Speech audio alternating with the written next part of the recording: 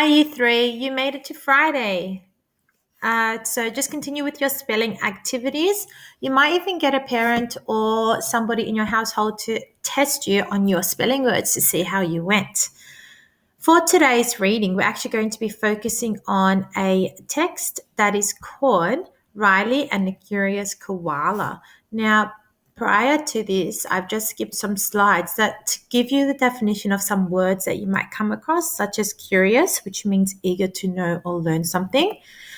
Amusement, the feeling of being amused and entertained. Swooped, move rapidly downward through the air. Something that is peculiar means that it's something that is not what is normal or expected. It's a little bit strange. Amongst means someone or something that is moving among a group of things or people. And dozy means to be feeling a bit sleepy or lazy. So they're the type of words that you'll see in this particular text.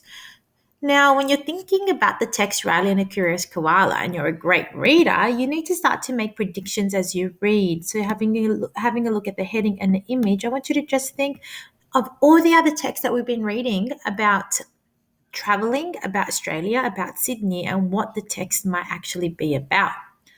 Then I would like you to listen to the story. So just watch this clip over here.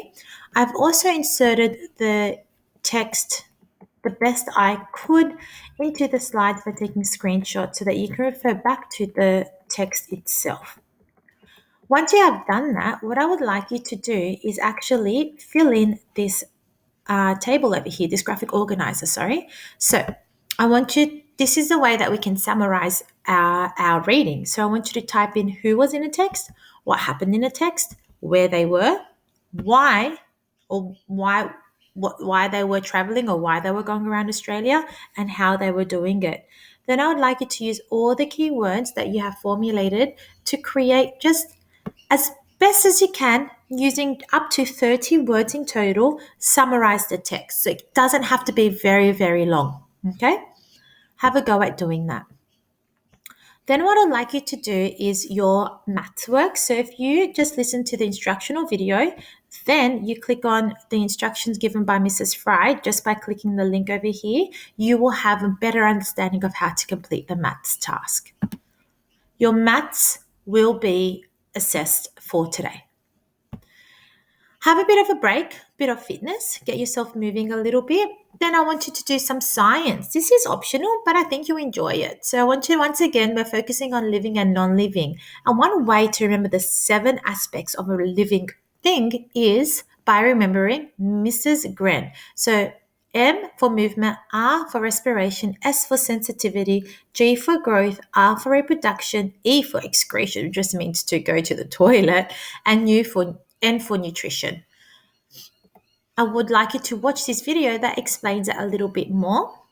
Here are some posters and some ideas to help you classify some animals, give you some understanding of what an amphibian is and a reptile, birds and fish. So just read through the dot points out. There's not too much reading there involved, and a mammal. Once you've done that, what I want you to do is I want you to look at the title up here, mammal, bird, reptile, amphibian, and fish. And I want you to put a marker. You can use any symbol you like. So you might, for example, decide that you want to use a star, whatever you want. And I want you to just put a star or whatever symbol if it is if the statement is true for the animal. So, for example, a mammal is not cold-blooded, bird's not cold-blooded, reptile, cold-blooded. Okay, so I can put a star there.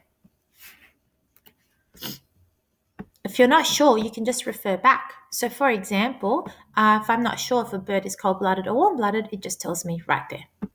Once you have done that, I want you to select one Australian animal and describe it based on its classification. So you've got a list over here, and I want you to describe it based on its classification. And you can do this just by adding a text box underneath. And make sure that you have been completing your reading log. Thank you.